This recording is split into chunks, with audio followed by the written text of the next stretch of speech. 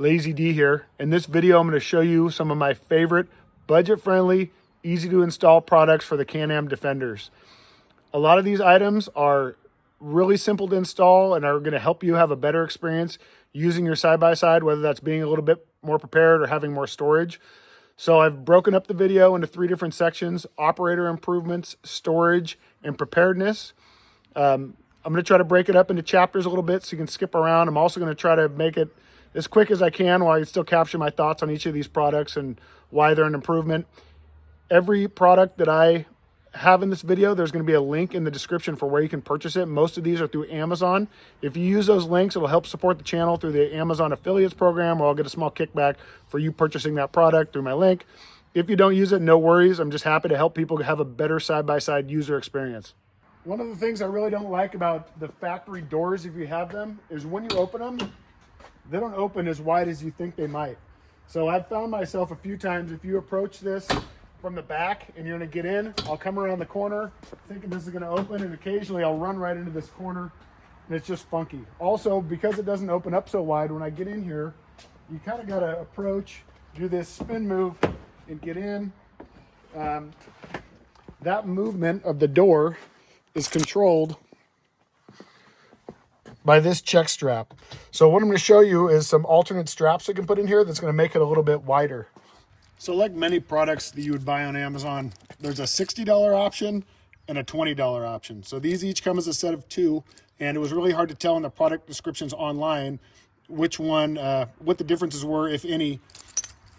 Turns out the $60 one is made by US company Burke's Attachments, and it is much thicker and heavier duty than the overseas brand. Although they both fit, you can see the metal on the attachment point is much thicker on this one. It has a wear clip inside there to prevent the mounting point from rubbing on the inside, where this one does not. The webbing is much thicker and the stitching is much heavier duty. So either one of these will work. The smaller one may be a better option for your rear doors because they're quite a bit smaller and may not catch so much wind or have so much mass if they're swinging to break something. But it may be a good investment if you do have a 4-door and you want to preserve your doors to get the better one, but they're both there. For reference here, the door is pretty much all the way open as far as I can push it. I'm not going to push too hard, but from the corner of the roll bar there to the inside of the weather strap's about, I'd say about 41 inches. So we're going to go ahead and install these straps, and I'll show you the difference. The hardware that holds these door check cables in is a T30. I'm going to go ahead and take these out.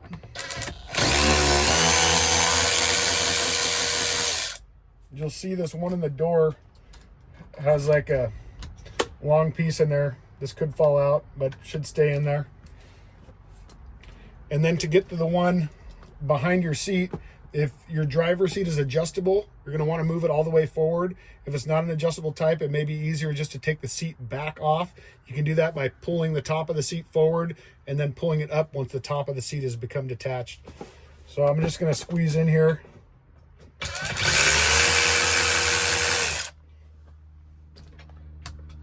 Take this out. I got a washer, spacer, washer, bolt. I'm going to take my new strap, bolt, washer, spacer. This is going to go over the spacer, and then put the other washer back over it. And then I'm going to start this by hand, so don't cross thread it. The one in the front is just screw, washer. Go ahead and start that one. And I'm going to tighten these up. I'm going to ensure these mounting points are centered when I'm tightening this.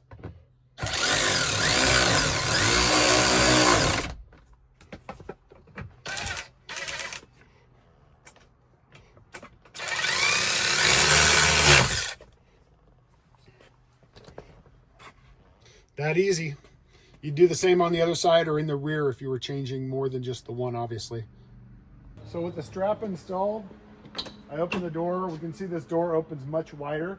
I can now approach straight in the vehicle, side step in. That seems a lot easier to get in and out. Our measurement here from the same areas, it's about 51 inches. So It's 10 inches wider open than it was before, so that's about that much, which is actually here. It makes a big difference because it's right in this area where you want to approach the driver's seat. The install in the rear netted us an extra 9 inches of door opening, which is nice, especially once these front doors open further. You still have room if you wanted to approach and get in the rear door, that you can do that. If you didn't do the rear, the door would be about there with the driver's front door open. So it'd be a little bit tight getting in and out. You might hit your passenger with the door. So worthwhile upgrading the back for an extra 9 inches of opening. I want to mention too, with the new straps, when we get to the end of that check strap, the way it felt with the cable when you were opening it, it would pretty much immediately stop. There was no like cushioning or shock absorption from the cable. But with these straps, they actually stretch a tiny bit, which gives it a nice kind of stopping action. It's probably not pulling on the hardware quite as hard as it was before. I mean, you definitely can if you yank on it. Eventually you can pull as hard as you want, just like you would with the cable. But this stopping area seems a lot smoother than it did with the cable, where it would make kind of an abrupt stop. The next operator improvement I have here, headlight bulbs. Most of these machines come with halogen bulbs. You can update them to LED bulbs, which are quite a bit brighter and will save you some money instead of doing a light bar and some time. If you're gonna do a light bar, obviously that's gonna be a lot brighter than any headlight bulb upgrade you can do, but the time it takes to do that and the cost of it is a lot more. So maybe it's something that can get you by if it's, you know, working for you, but you just want something a little bit brighter, but you don't want to go through all the wiring and the mounting and purchasing of a light bar. So excuse the ratty box here. This has been sitting out for a while before I got to making this video. These BeamTech H11 bulbs are what I would recommend. There's a lot of options for LED bulbs. If you look on Amazon, the big thing with these is they're fanless. So a lot of LED bulbs, they create a lot of heat, and a lot of them have a fan. Your headlights on your Defender are in the wheel well, and mud and water and stuff is going to get up on this light on a regular basis. And if you have one with a fan, I can almost guarantee it's going to fail, and not after very long. These fanless ones actually just have some extra heat sink material, these fins on the outside, and should last a lot longer. These bulbs come as a pack of 2 and it's $40. So if you wanted to upgrade all your lights, your high beams and your low beams, you'd be looking at 80 bucks.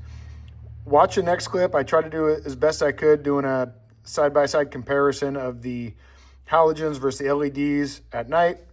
The way I did it, I was hopeful that if I put in the LEDs on one side and the halogens on the other, you'd be able to tell the difference side by side. But as it turns out, all the lights at a distance kind of point towards the center in front of the vehicle, so it's hard to tell. So I unplugged one side, checked it out, unplugged the other side, checked it out, and you can see a noticeable difference when using the LEDs. So here is the halogen only.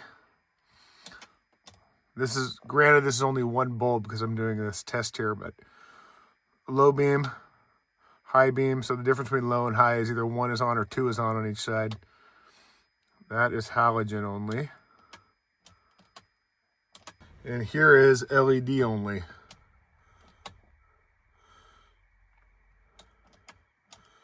So you can see these LEDs are quite a bit brighter. This accessory is a super quick one. This power point down here, I love these double USBs. They sit in really secure. This brand is Anope. I get these on Amazon for all my buggies. They're a double USB, which is super cool, and they sit totally flush, which I really like. I got this one in green because it was the cheapest one of all the colors, and I really don't care about the color. They have a few different colors that are, you know, a couple bucks more.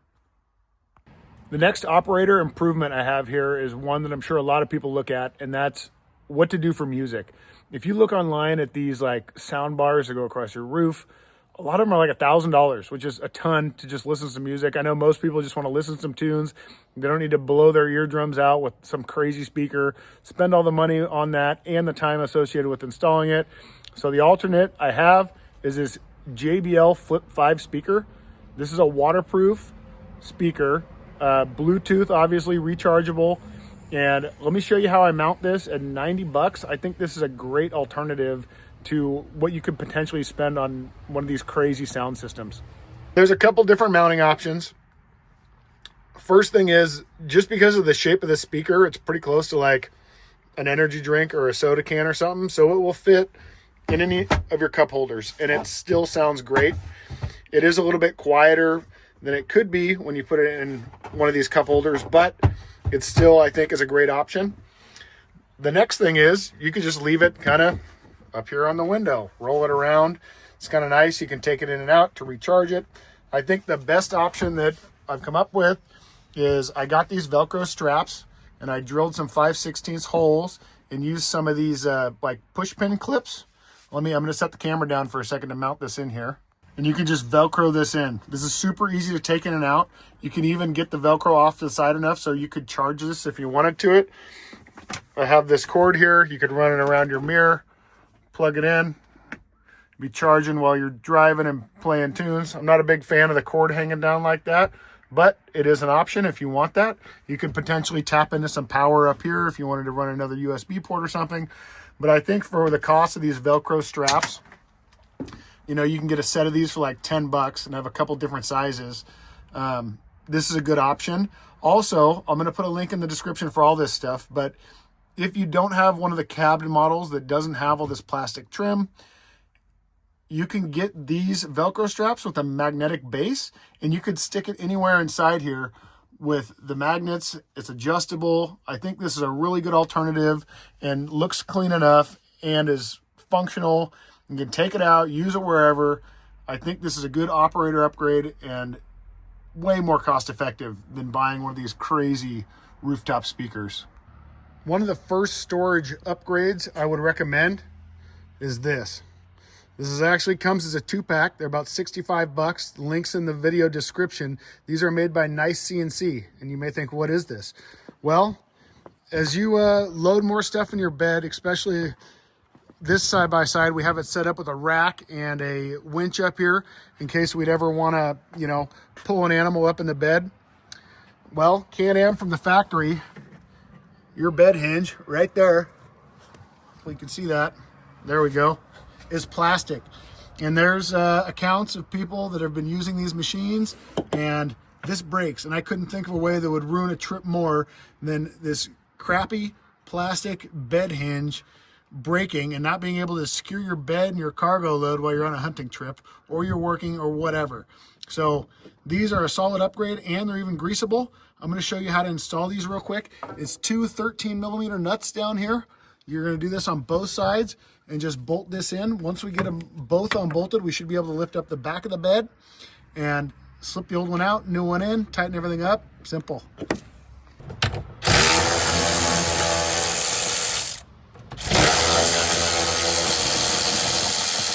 On this side, there's a wiring harness for the tail lights. I'm going to pull this clip out. Should be able to just lift this up with my shoulder, pull this out, put our new one in, line up the holes. I've kind of pulled the bed a little bit towards the passenger side. There we go. There's one side.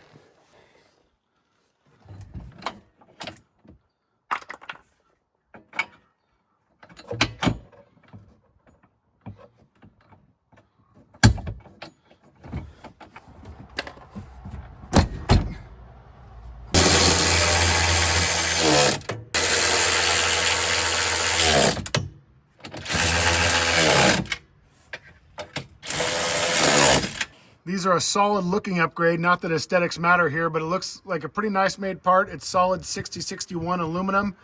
Don't forget to grease this. The next storage accessory I have here is this box. And what this box does is it utilizes what Can-Am designates as their LinQ system. I'll put that up here, which is these pockets that is like a quarter turn locking system that run around kind of the two sides and the front of the bed.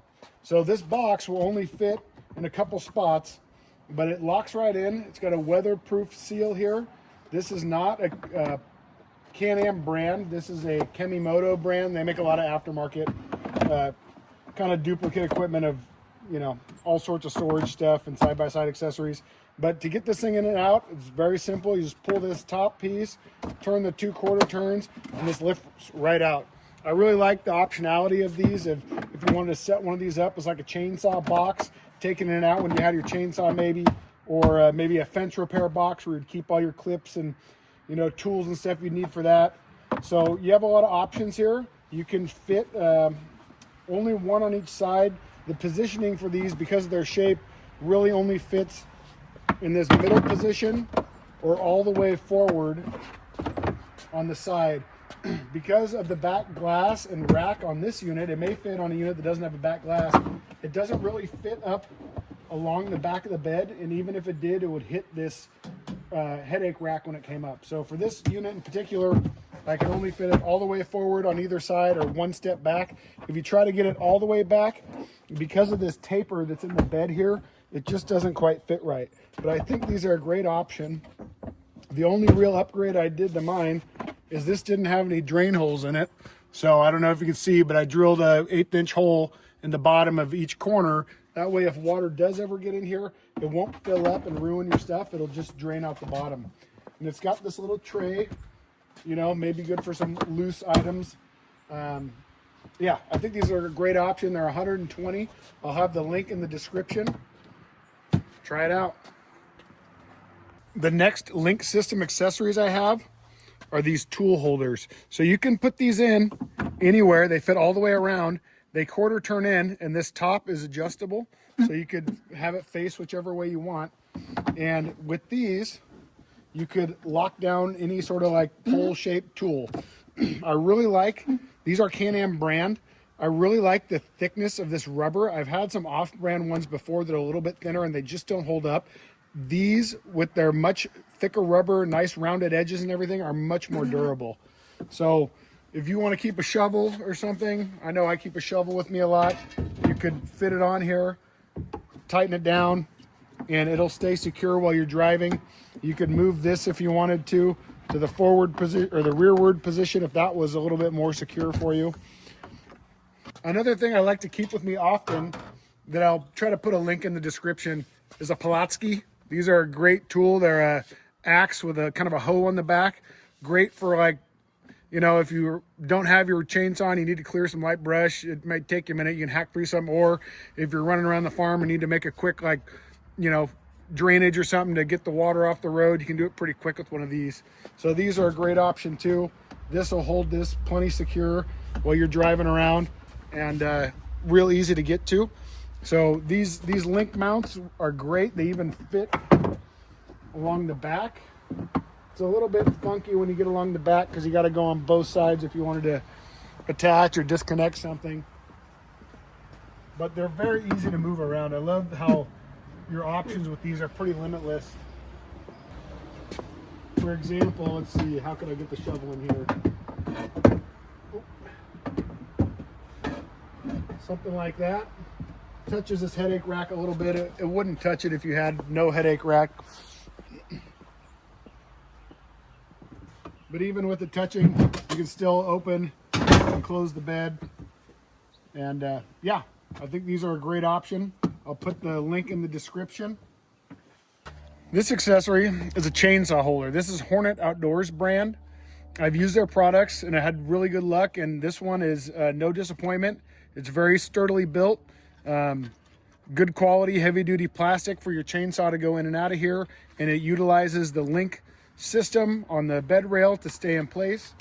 When you get this, it's going to come in a box with just the hardware separated, and it is super easy just to put this in by hand. No tools needed. So I usually mount this right about here. I'll get it kind of set in how I want it. Tighten down these mounts. It's a compression style fitting for the LinQ. It's not a 1/4 turn like some of the Can-Am branded accessories are, but I love how quick it is. If you wanted to move this around or take it in and out, you can do that. I'm going to show you. This is kind of the chainsaw I bring with me. Still Farm Boss 20-inch bar. It fits right in here. And I find with a 20-inch bar, the the end of the chain on the bar here will actually contact the bottom of the bed, which makes this a little bit more sturdy when you tighten it down. Sometimes when you put like a 16-inch bar with one of these things, because it doesn't have that contact point, it's a little wobbly, but it's really quite secure. I don't find that these wiggle too much or pop out when driving around. These are $165, so they're on the more expensive end of this video's kind of budget-friendly accessories, but it's really nice to get your chainsaw kind of up out of the way, out of your bed, not rolling around and hitting everything. I have found if your chainsaw is in good shape, usually I can just leave mine in here and it won't leak oil everywhere. But if you have one that kind of leaks and you use the real cheap oil, you may have problems like that. But when you're out hunting, having a trip for a couple days, no big deal. If you're gonna leave it out in the weather, you can get one of those bags that people hang on to from grocery shopping, tie it on here, have a nice cover over it that'll keep it dry and the dust off of it. Having a chainsaw with you on a hunting trip or a trail riding trip is great. I can't tell you how many times I have been riding trails and where you think you're going to go is blocked off by, you know, a fallen tree or some fallen brush or whatever, and you can make quick work of it because you have your chainsaw with you. I think having a nice mount you can keep it in where it's not rolling around in the bed of your buggy keeps your chainsaw better protected. Yeah, I would definitely recommend this Hornet Outdoors chainsaw mount. Here's another LinQ system accessory from Hornet Outdoors. You can get a 2-pack of these for 25 bucks. The link is in the video description. There's a bunch of these LinQ pockets all around the bed like I've shown you already, and you can really put these in any one of these and just tighten them down and you have a nice tie point for probably a bungee cord. I wouldn't say you'd be securing anything down with a, you know, 1,500 pound ratchet strap or something, but for bungees and just keeping stuff from rolling around too much in your bed while you're on a trip or something, I think these are great. You could get, I have 2 sets that I use. I'm going to show you in a second all my kind of bed accessories in at once, but it's nice to have these. Just any storage optionality you have is always great. So here's the 4 different LinQ system accessories I just showed you, all installed, and none of them interfere with each other. Everything works, and there's enough room and optionality to kind of move some of this configuration around to make it work for you, having different accessories or different tools or whatever you're doing. But the tie down points, the chainsaw holder, the tool holder, and the box all fit in here well, and it leaves the rest of this open. So we've got a couple things in here and some more just tie down points and things that are really going to help you have a better user experience, get things in and out, not have stuff fly out of your bed, always have a tool with you when you need it. Overall storage is great on these. You first get these machines and you think there's so much storage, and before you know it, everything's full. So having extra is great. One of probably the most underrated, easy to get, budget-friendly accessories, bungee cords. So I can't tell you how many different kinds of bungee cords in my life, and they're consumable. These are not going to last forever, but I do like these Kotap brand bungees. I'm going to show you why. These are actually an adjustable bungee cord. So as you can see, I put this across from hook to hook and it's loose. On these, there is a fitting here that you can change the length of this. So I'll just pull this through and then pull it back on itself. And now I have a shorter bungee cord. So this is really useful when you're tying stuff down to have an adjustable length. Again, you can get like a freaking 10-pack of these for 22 bucks or something. I think these are great. I use them on all sorts of camping trips, and because they're adjustable, it makes them really easy to work with, and you can kind of torque stuff down to make it the right size bungee cord all the time. They offer these in quite a few different lengths. The link is in the video description. This next kit is axle tie downs and ratchet straps. It's a full set of 4 from Rhino USA, and I've found this is the easiest way to secure a side-by-side to a trailer. I've tried a lot of different things and different style ratchet straps and ways to strap stuff, and this works for me consistently with like no problems, which is pretty cool. So for 150 bucks, so what we get from Rhino USA is 4 of these straps. They're rated at 3,300 pounds a piece, and then 4 of these axle wraps, which allow you to wrap around something. And these wraps, I have an extra one here, they actually have a sleeve on them, this outer green sleeve, which you can slide around and is loose around the actual strap to protect the strap and your equipment. So what I do is I wrap all these kind of crisscross, secure them down to the trailer. What I really like about these ratchet straps, also rated at 3,300 pounds, is that they have this clip, And at first I thought it was kind of funny using this, but I really have grown to like it, because once I have this hooked on something, as long as you're going through some sort of hook and not clipping it under something, this is going to make sure if this ever shakes around at all and comes loose, that the strap is not going to fall off. So on both sides it's secured and it's wrapped around the equipment, so these things aren't going anywhere. Another thing I really like these straps come with are this Velcro that you can wrap around and tie this off. Initially I thought I was going to lose one, and I did right away, and I'm like, dang it, I don't want to, how can I get more, because I kind of like everything matching. But I found you can buy a whole roll of this stuff for 16 bucks, and there's enough to make probably another 30 of those. But it really has worked well over longer road trips to secure this stuff. I never have had one of the straps come loose and be flapping in the wind behind me and then have to pull over and deal with it. So I can appreciate that. In the front here, I want to show you too, the owner of this machine, he was tying it down here. You know, there's not really any good tie down points on the front of these Defenders. In many machines, you kind of got to make it up a little bit. So if you wrap them around here, like I have with these axle wraps, and then kind of crisscross, pull it tight, it works really well. There's no sharp edges that are pulling on this strapping anywhere, which is awesome. And you're going to protect the finish of your machine. I mean, these are really nice machines and bumpers in some cases, and it's nice to keep them nice.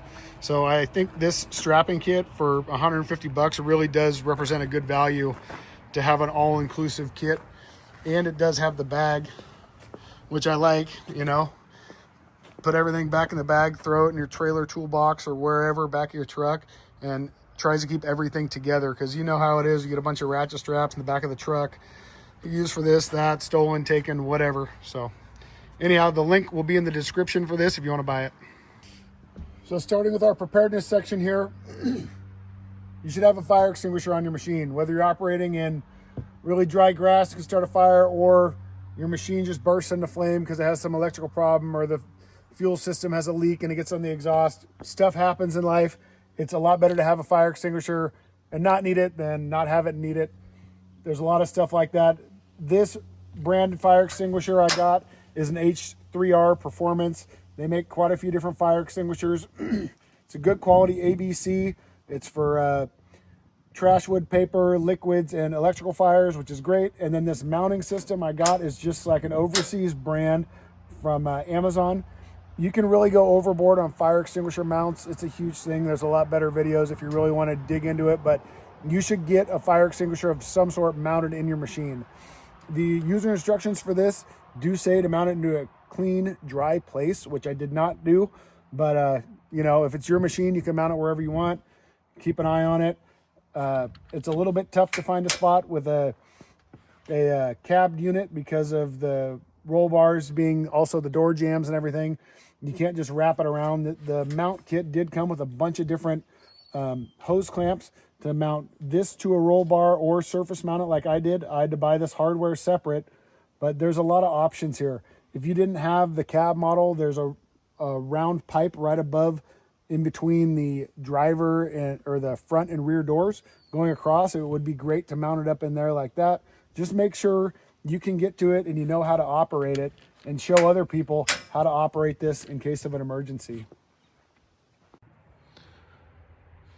I think the only thing more important than a fire extinguisher would be a first aid kit. So this one's from Rhino Rescue.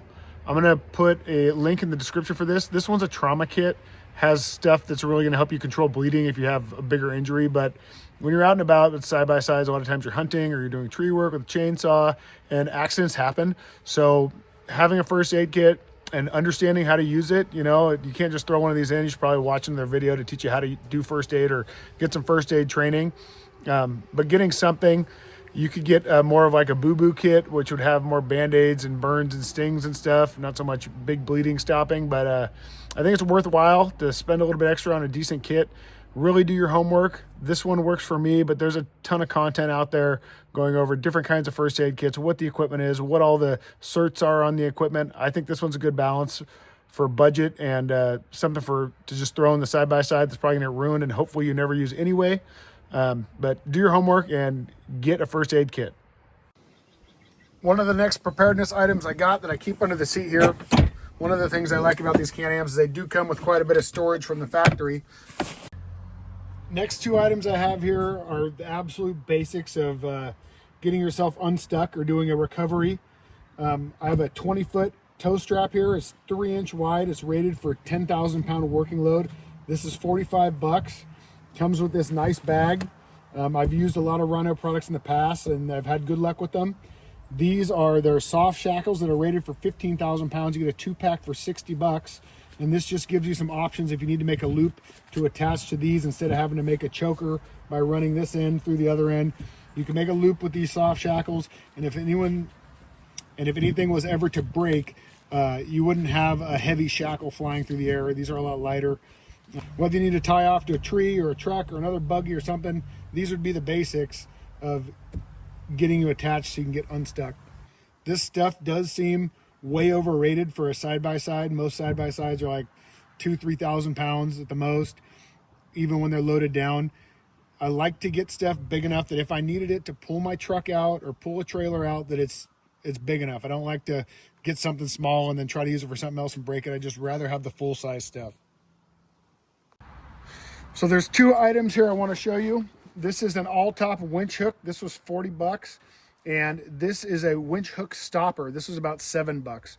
So the reason I like to get these stoppers is so when I tighten up my winch hook, I can cinch it down a little bit. It's kind of like a little bit of suspension for the hook, and it prevents it from rattling and shaking around and making all this noise when you're driving. The reason I upgraded the hook is because the factory hook is a little bit small for the recovery equipment that I've gotten. So instead of having a scenario where this isn't going to be secured all the way, I just upsize the hook. This fits nice. Everything's going to stay secure when you're working with it. This hook is rated for 6 tons, and it comes with this handle that you would use when you free spool your winch so you could pull this out. A lot of times I just leave these off. It's a little bit too bright, and I don't like this hanging down. A lot of times if you drive through stickers and stuff, eventually this gets all beat up and nasty. Maybe this is something to throw in your glove box or just toss. But if you're interested in these, the link is in the video description. Check it out. I think these are a good value for your recovery gear.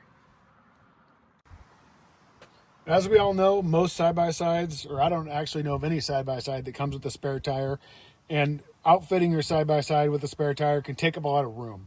So if you want an alternate plan for dealing with a flat tire and not having a spare, I would recommend these two products. This is a Rhino USA tire repair kit. This would be a repair kit you would use when you had a plug or you had a hole in the tread, and this is just a basic plug kit that comes with some stickers and stuff. But plugs, the tools you would need to use a plug or to install a plug, some lubricant, tire pressure gauge, and a razor. So this is very basic. You don't have to get this brand. I like Rhino USA brand. I like that it's a small kit. It's easy to store. That's nice, and it has everything you would need. And the next thing I have is a glue tread kit. These are for sidewall punctures, and these kits are pretty cool. Let me open it up here and show you what we have. So comes with awesome instructions. I'll open those real quick in a second. But we have, I think I missed something here, a couple pieces of rubber. So these are the patches. This is 1.5 by 3 inch. So there's 2 of those and 2 1.5 by 1.5 pieces. So you could potentially cover some pretty big gashes in a sidewall. We have some super glue, and then some sandpaper and some instructions. So I'm going to go over these real quick. If you're not familiar with this, there's a ton of videos on these. But you basically sand the surface where you have a sidewall gash, glue it back together as best you can, trace an outline where you're going to put the patch, do a spotting pattern that's basically 1/8 inch by 1/8 inch between every dot, all the way down, hold it in place for it to dry, let it cure, and then you should be able to operate your machine again and fill up the tire. So pretty cool alternate to having a full spare. Full spares take up a ton of room in a side-by-side, so it's nice to have some alternate options. I would recommend these. Glue Tread also makes quite a few different bigger kits. This kit was like 25 bucks. The plug kit was like 15. So for 40 bucks between the two of these, I think it's a great alternate to the cost and the room it would take up to have a full-size spare. Check them out. Links in the description. The next thing I want to show you, this should be right in the video after the tire repair components. I have an air compressor, jumper pack combination unit from Astro AI.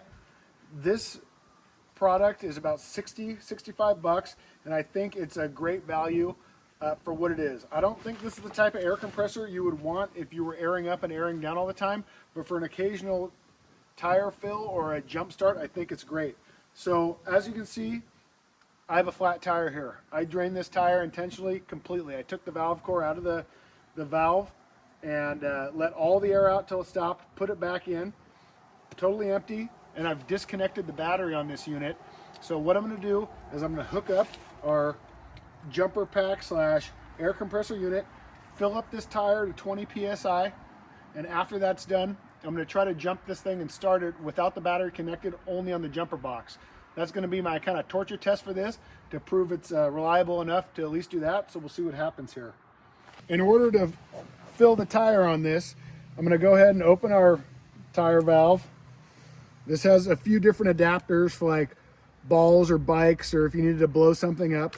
I'm going to pull out this, maybe a 12 or 16 inch line on it. I'm going to lock it onto the valve stem, just like that. And then I'm going to power this up.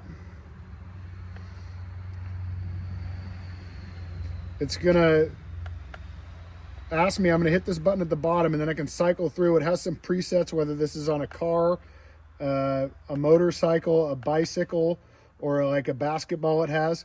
If you don't want to use any of those, you can just use the up and down to set the pressure you want. So like I said, I'm going to do 20.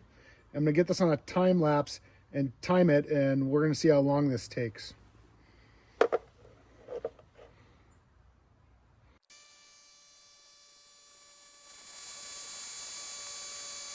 Cool. So we're at 20 psi.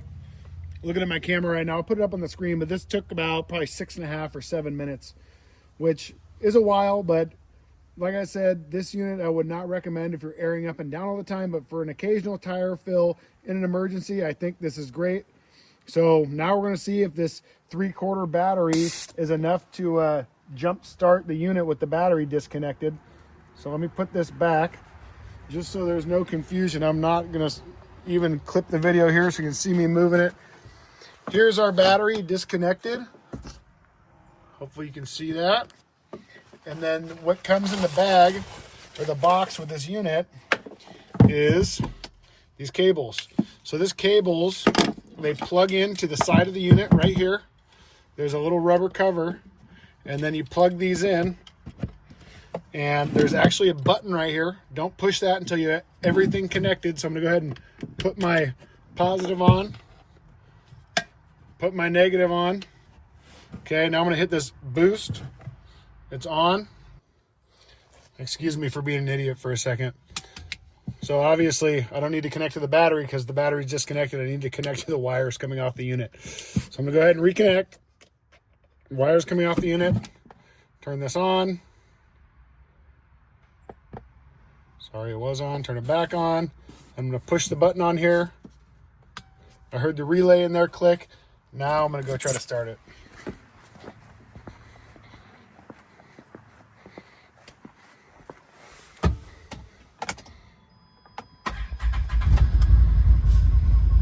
Yep, fired up. Overall, it's 60 bucks. I think this Astro AI jumper pack air compressor combination is a great value. It even has a little light on the end, which is not really all that impressive, and a charging port if you wanted to charge devices off here. It comes with a cord that's a USB-C to charge this unit. Another thing I want to mention is, even though I just showed you jumping it from the battery, if you did need to jump start your Defender, there is a connection under this cover down here where there's a positive and negative jump terminal, and that's what this is saying here. If you're going to be doing longer hunting trips, camping trips, or just overlanding style stuff where you're going to be multiple days far away from tools and parts, you may want to consider getting a spare belt and the tools you'd need to change the belt. So I'm going to show you what I keep under the seat here to make it easier if I ever get in that situation where a belt breaks and you're in a remote area, you can change it on the trail. So obviously a belt, I always prefer the Can-Am belts. They're like 200 something bucks. I'll put a link in the description. There's a ton of different brand belts. having a spare of any brand is probably better than no spare at all, I'd say. The next thing I have here is just a general socket set. I'll put a link for this one, although this is nothing special. This was just like economy socket set. It goes metric 8 to 19, standard 5/16 to 3/4, deep and shallow sockets, a couple extensions, the actual 3/8 ratchet, and a swivel. I think this is pretty good for the price. I forget exactly what it was. I want to say this was around 30 bucks. I'll put a link for this in the description. And then the actual belt remover tool.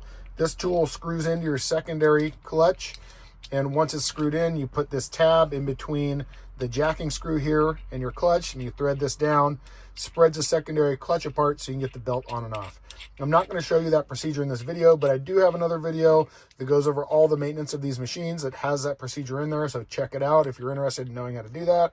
But this is kind of the basics of, you're probably most likely to break a belt when you're on a big trip and you're overloaded, especially if you're going up steep hills and things. You know, you got to be mindful of how you're operating your machine. But if you are in a situation where you do break, at least you can put another belt on and limp it back home.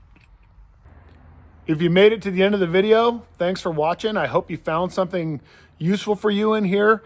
I intended for this video to be a bit shorter, but you know how it goes. One thing leads to the next. I wanted to get my thoughts on all the stuff. So if you like this content, please like, comment, or subscribe. All the links for all the products in here are in the description. If you use those, it helps support the channel. If not, great. Thanks for watching.